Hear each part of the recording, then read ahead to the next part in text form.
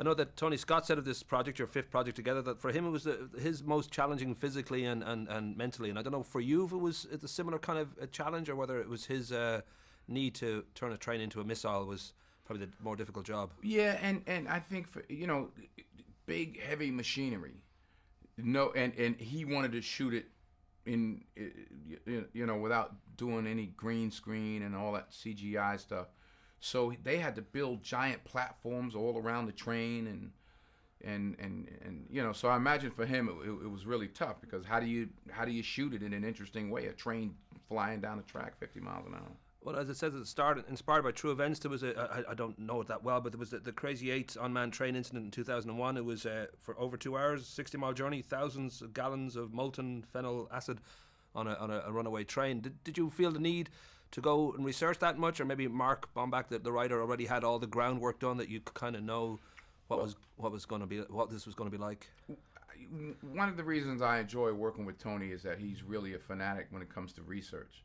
So when we finally sat down to go through it, he had already gone to Pennsylvania. He had interviewed the two guys. He got all the footage, the news footage from the actual event. So he had a ton of research of what really happened and how he wanted to use that in the movie. Of course, Tony, he directs like a taser gun. You could probably make, even the fluffing of a pillow seem like a very dangerous and potentially fatal moment. That notion that you've made 5 films together now, it must feel like a team. It must feel like there's a shorthand of knowing what you both are trying to get to pretty quickly. Yeah, and a lot of that conversation is beforehand.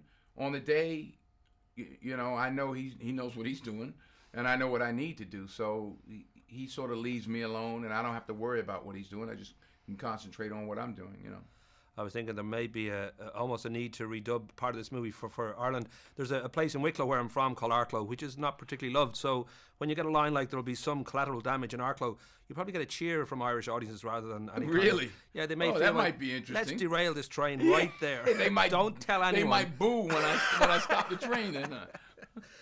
But that fact that you very nearly didn't make this train at one point, I know that maybe it's reflective of the way the business is right now. I know that Fox kind of cut back on the budget at one point reportedly, and you kind of weren't happy about that, and you were going to walk. Is it reflective, do you think, that the business is just tighter, or is that always the way with filmmaking, that there's always going to be negotiations about this is the budget, no, we'd rather be this size, and I don't know if you felt... Well, I mean, I guess that's, it reflects the economic times, so people are tightening their belts, and my battle wasn't over the budget. I mean, that was more of a whatever.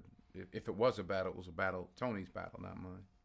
I know my time is tight. I'm always amazed by the fact that here you are, good-looking man, strong character, charitable. You're obviously very talented, and yet I don't think there's any Irish blood, which kind of shocks me, because I don't know if Black Irish. That's what I'm thinking. Is Lynn, as Denzel Senior? Is there any Irish? Now, is Denzel? I looked that up. It's a name. English.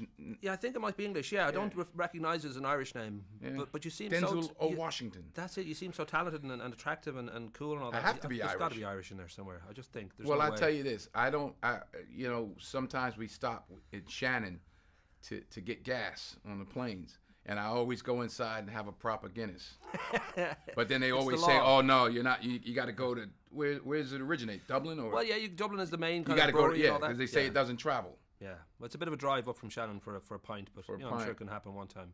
Yeah, a delayed flight might work for you. Right. I should mention quickly. I know that obviously this life that you've chosen is one that I'm guessing still love, but I know that you did consider early on with your father being a Pentecostal minister that you did think, well, you might follow in that sort of profession. Are there times, given the nonsense that can go on in this particular world, that obviously meeting people like me is a real thrill, but there must be parts of it that aren't easy to deal with. I don't know whether you seriously think at times maybe that would have been a cool life as well, a good life. Well, I think in some ways the film, the stage, that's my pulpit. So that's where if I'm preaching, that's where it comes from. I'm trying not to preach. I don't know if there's any hidden messages in Unstoppable. I don't think so. I don't know if there's a sermon in there, but I'm sure a good priest could glean a sermon out of the movie. You've got a big church, a lot of people listen, so that's good. Yeah. Cool. Nice to talk to you, son. Yeah. My pleasure. So Shannon's your